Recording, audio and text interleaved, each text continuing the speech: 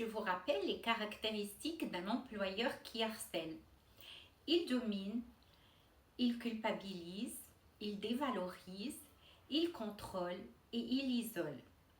Je vais vous parler de la culpabilité.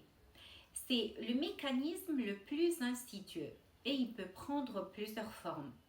La plus connue, c'est l'exception. Il n'y a que vous qui êtes en train de vous plaindre. Il n'y a que vous qui voyez les choses comme ça. Et donc, vous allez culpabiliser et penser que c'est vous le problème. Deuxième mécanisme, c'est la loyauté. Chaque fois que vous allez pointer un problème ou un dysfonctionnement, on va vous sentir que vous êtes en train de trahir les principes et, les valeurs de l'entreprise. Et donc, vous allez culpabiliser. Une troisième méthode de culpabilisation, c'est l'exigence de l'impossible.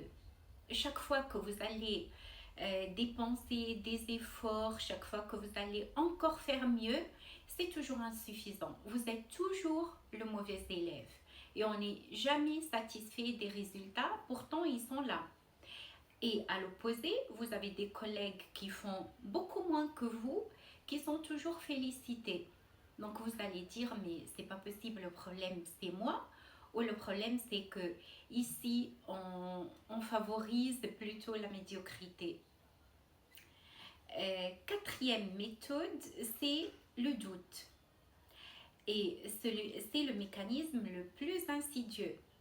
Donc, chaque fois que vous allez pointer un dysfonctionnement, on va dire, mais vous exagérez, c'est pas comme ça, on vous interprétez mal.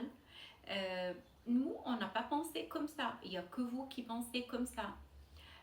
On pense que vous avez vraiment mal compris. Et toujours, on va noter que vous exagérez et donc ce que vous ressentez ne compte pas du tout.